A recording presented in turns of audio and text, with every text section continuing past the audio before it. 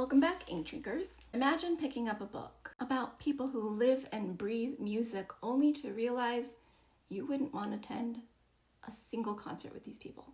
That's how Deep Cuts by Holly Brickley felt for me. On paper, promising, but in performance, let's talk about it. The story centers on a group of 20-somethings navigating 20-something life, love, relationships, finding their identity, and music is their glue, and sometimes the wedge between them. It's set in the early 2000s with lots of nods to the soundtrack of that time, which I love. I love so much of the early 2000s music. Any genre, really, I'll listen to it all. There are hookups, breakups, betrayals, and a constant tug of war between authenticity and ambition. Here's where I struggled with this book. It was the characters. I love a good unlikable character. Like June from Yellowface, awful. And I'll happily watch people like that spiral. But the cast here didn't feel juicy enough to hate or layered enough to find a way to love them. They were pretentious in the most exhausting way. Every conversation about music turned into a performance. Every opinion was presented like a mic drop moment, and it all made them feel less like people and more like characters of the cool guy at the record store trope. Nobody wants to be friends with him. When everyone is posturing, no one feels grounded.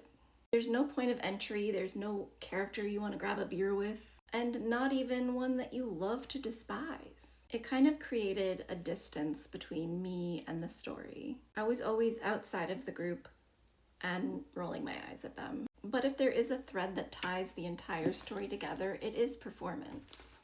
Specifically, the performative love of art. These characters don't just love music, they need everyone around them to know that they love music in a very particular and curated way. And that's fascinating because it raises a question. Can you genuinely love something if your energy is tied up into proving your taste rather than experiencing the thing that you love?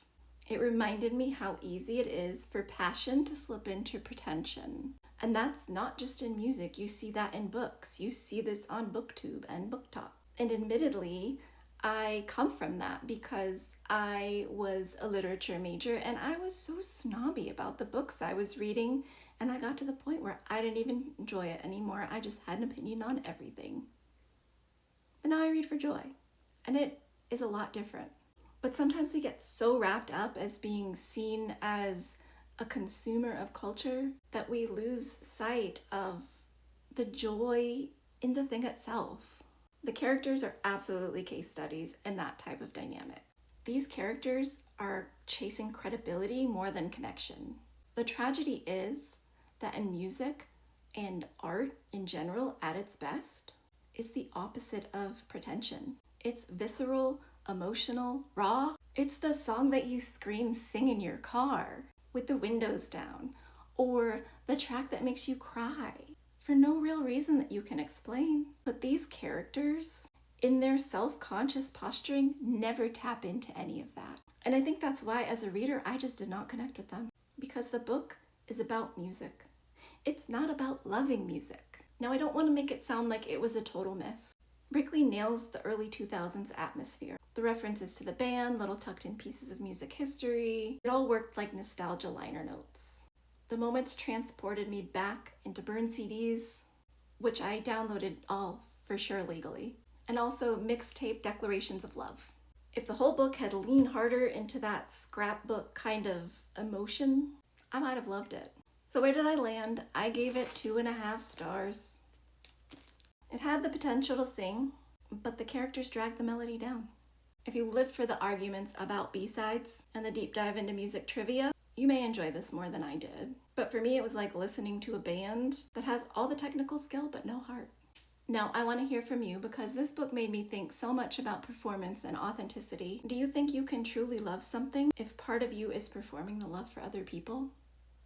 Comment below. I'll see you in the pages.